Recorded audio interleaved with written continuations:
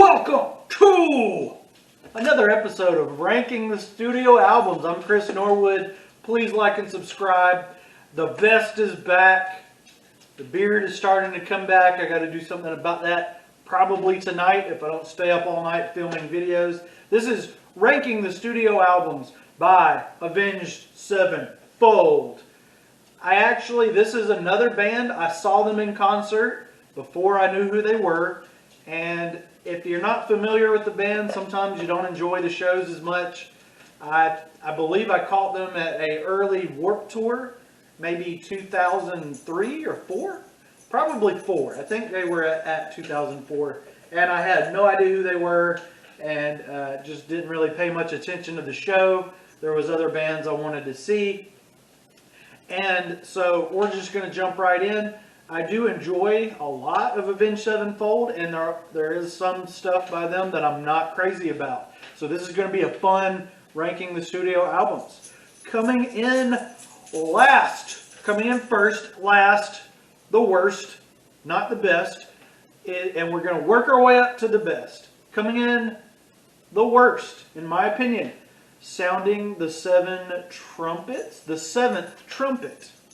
Came out in 2001. It seems like Avenged Sevenfold have been around longer than that, but this is their first album, and as Avenged Sevenfold fans know, there was a major stylistic change from this early material, and this first album really just stands apart from the rest, and it's not bad, it's just very different than what mainstream people know Avenged Sevenfold for. So you do have some singles on here in Warmness of the Soul and Darkness Surrounding. Let's see.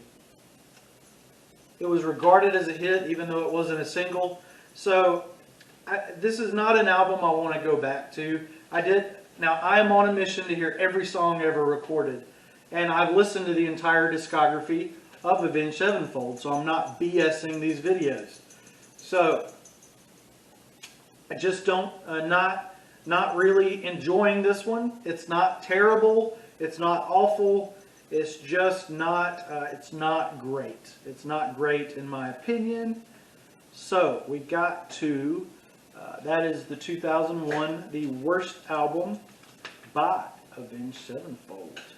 Coming in next is going to be, what's it going to be, folks?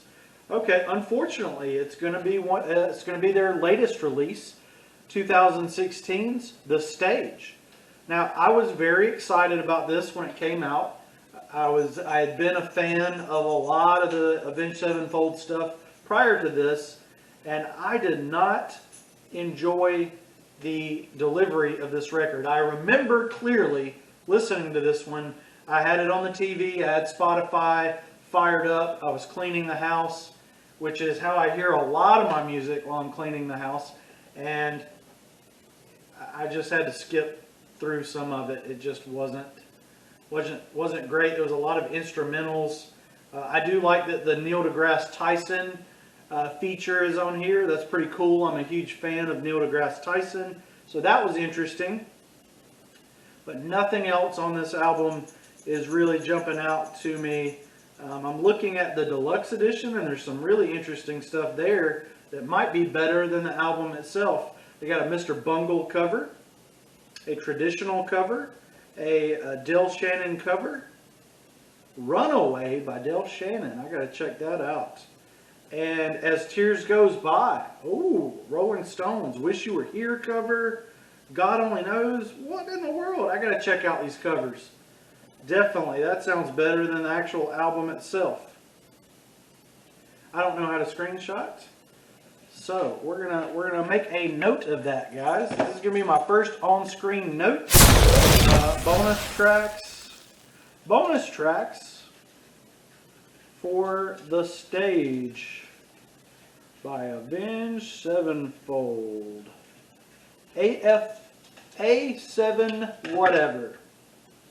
Okay, so those are the garbage albums out of the way. Not garbage, but not good. Don't want to revisit those anymore. Coming in next, things are starting to look up 3 albums into my list. Things are looking up. Avenged Sevenfold discography, discography, discography, albums. What is your third Avenged Sevenfold record? For me, third from bottom is going to be Nightmare. And this one came out on July 27th, 2010. Very long hard rock album. Does have some pretty good songs. I enjoyed the title track. Welcome to the Family was one of the earlier ones that I heard. Buried Alive, So Far Away. And some of the deep cuts are not too bad either. But that's really the best I can say about Nightmare, is it's not too bad. For a 2010 rock and roll record, it could have been better. Could have been better, in my opinion, compared to what they have done on other albums. Particularly one that we'll get to at the very top of my list. What is your favorite Avenged Sevenfold record? Coming in next is going to be, I'm actually surprised at my own ranking of this one. Where is it? Okay, this is going to be 2003's Waking the Fallen. And while this is an earlier, it's their second album, it featured on the Saw 4 soundtrack. Interesting. So let me take a look. So Waking the Fallen is an interesting title track. Unholy Confessions is the one that really got me into this album. Really kind of liked that one a little bit more than earlier Avenged Sevenfold, for sure. So this is where things start to get a little bit more interesting. I love the part 1 and part 2 of I Won't See You Tonight. So things are getting a little bit more creative, a little bit more interesting compared to other rock bands. They're starting to find their way on that second record. So not bad. Not bad sophomore slump at all. It's not a slump. It's way better than the debut, in my opinion. Starting to show some characteristics that are not just cookie cutter hard rock. Moving on. Buddy's rolling around on the floor back there, but we are moving on. What do we got next, people? This is where things start to heat up. Okay, this is going to be a 2013 record. Hail to the King. This one is where, I don't want to keep saying the same thing over and over. This is Shepherd of Fire was a really great single. Hail to the King is a classic. One of the better Avenged Sevenfold songs.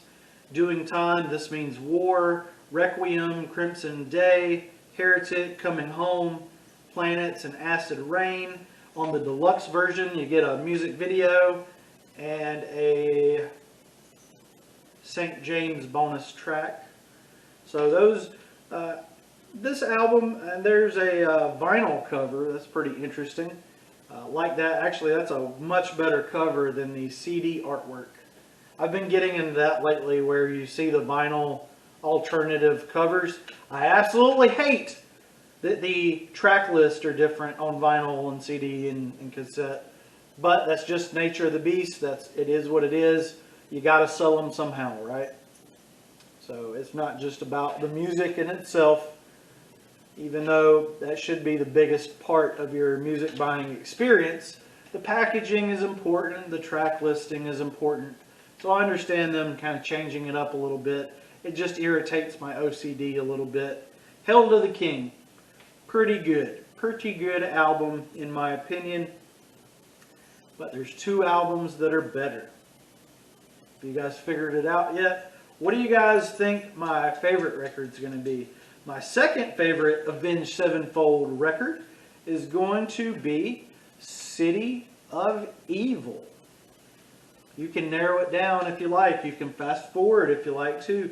Coming out June 6, 2005, I was really deep diving into the back catalogs of some 90s, 2000 bands, between 2003 and 5, I was really buying up all the records that I could, CDs that I could.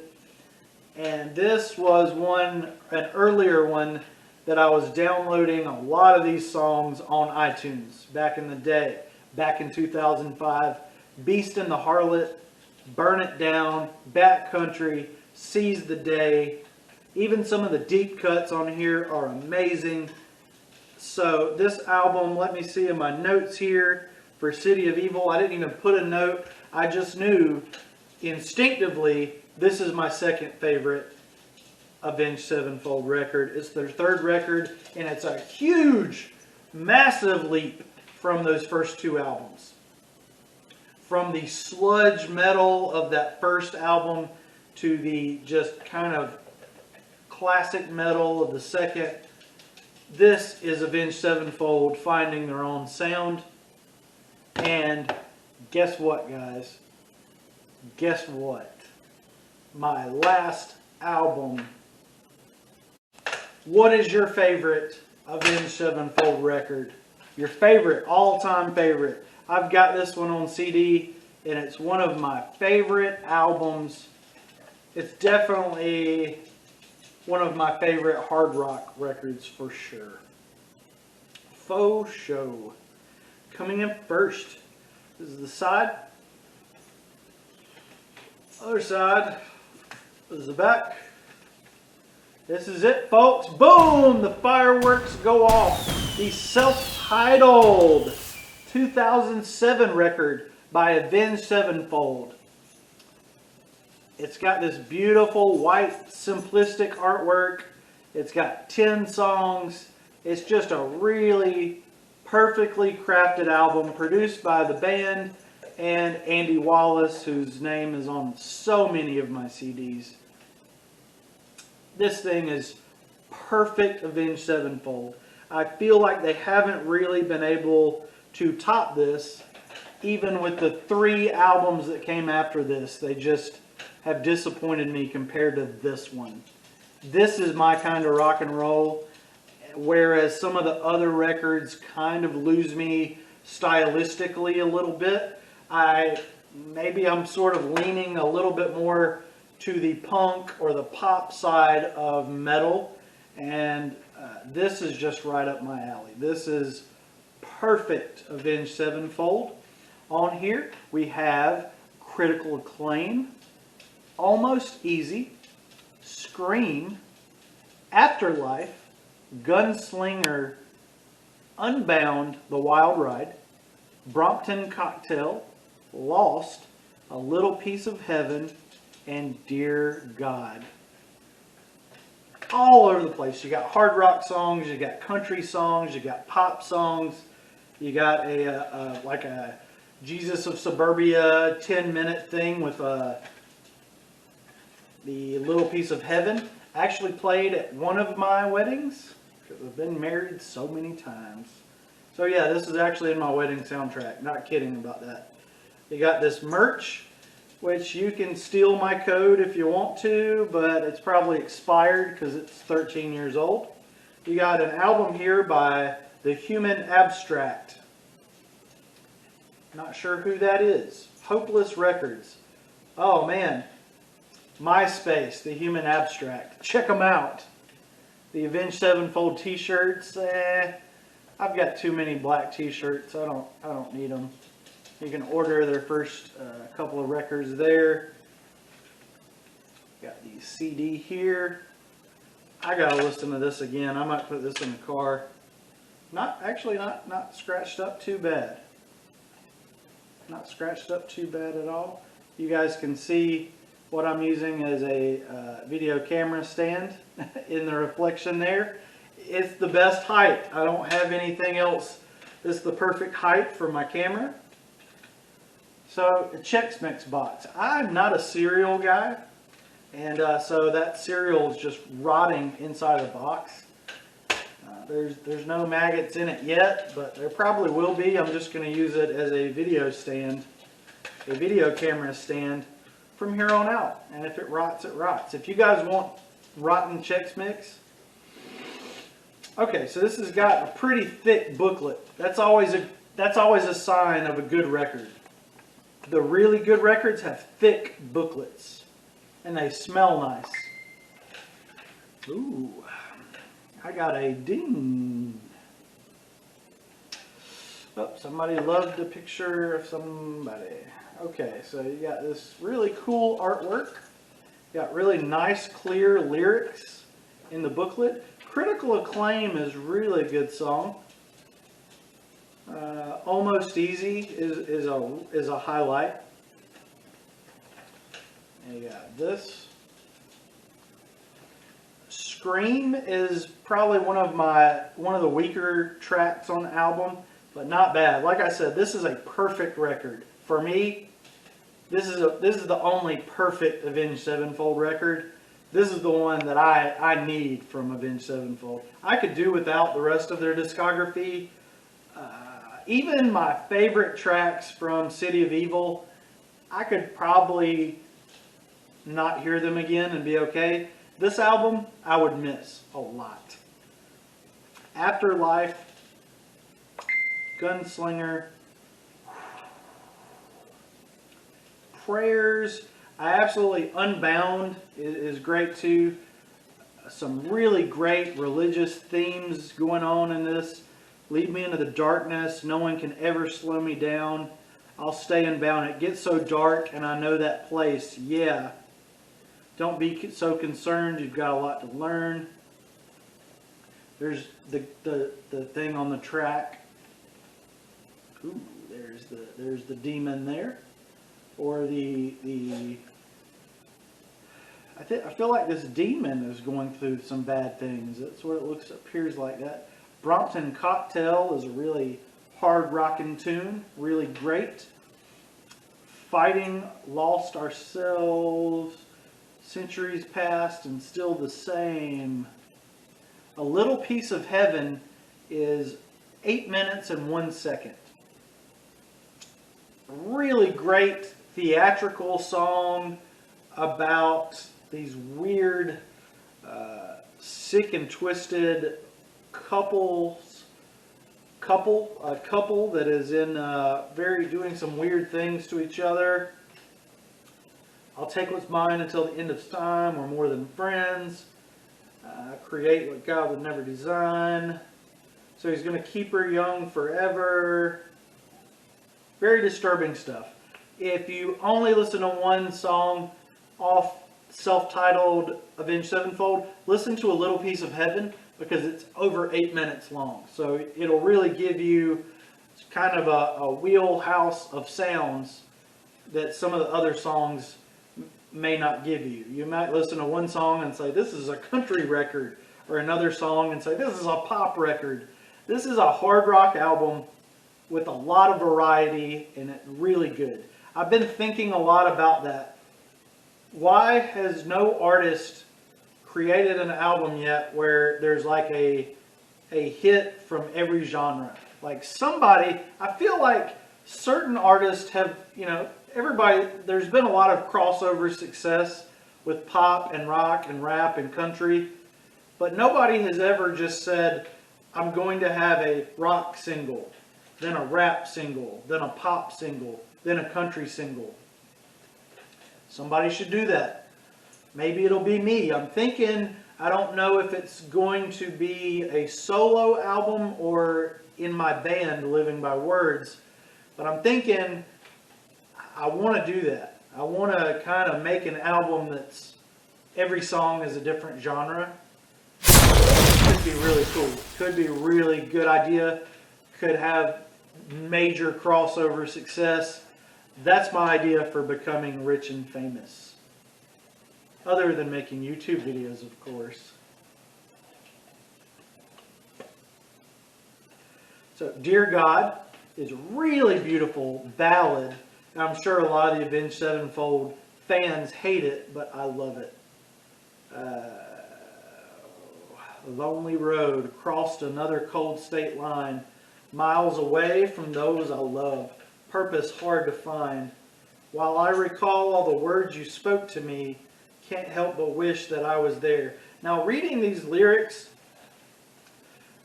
on the page they seem simplistic, but sometimes those are the best lyrics, right? Sometimes bands can write the dumbest, stupidest lyrics, but once they're set to music or once they're written with or combined with music, it's powerful stuff. Sometimes the simplest lines are the most powerful, the hardest hitting, and that's really what Self-Titled 2007 does the best. It's simplistic lyrics, except for in A Little Piece of Heaven that gets a little bit deep, a little bit complicated, a little bit theatrical, a little bit theological. Here you get a band picture. I love this black and white booklet. Produced by Avenged Sevenfold, mixed by Andy Wallace. They thank a lot of people. You got M Shadows, Sinister Gates, Zachy Vengeance, Johnny Christ, and the Rev, who has since passed away. So this is just a gorgeous, gorgeous record. All songs written by Avenged Sevenfold in combination. That's something that I've been kind of curious about lately too, and that has a lot to do with legal matters. If sometimes, even if one person is writing all the lyrics, all the music, they like to split it up if it's a band, because if one person is writing, gets credit for the entire album, that's going to be really bad financially for everybody else. So if, instead of one guy getting writing credits, the whole band gets writing credits. If you say all songs written by Avenged Sevenfold, that means that the proceeds, all the money and all the album sales, are going to go to Shadows, Gates, Vengeance, Johnny Christ, and the Rev, God rest his soul, split 5 ways. If all the lyrics are written by one person and then most of the music's written by them too, the lead singer could potentially become rich while he's essentially got a backing band that's making little to no money. So it's important, if everyone agrees, it's important to kind of give everybody a writing credit. I don't know how Avenged Sevenfold writes songs. So if you guys know, please leave me a comment and tell me so you can educate me. I don't know everything about music. I'm trying. But I would definitely like to know more about Avenged Sevenfold, how they write, how they record. I feel like they're a good band, and they're one that I definitely keep tabs on. And when they have a new song, new album, I definitely am going to check out some of these bonus tracks for the stage tonight. A lot of cool covers. So I might that might make me like the stage a little bit more once I hear those bonus tracks. So this has been Ranking the Studio Albums by Avenged Sevenfold. This is the bombedest Avenged Sevenfold record there is, in my opinion. So please like and subscribe. If you agree, if you disagree, still like and subscribe. I'm Chris Norwood. That's my dog back there making noise. And you guys have a good day.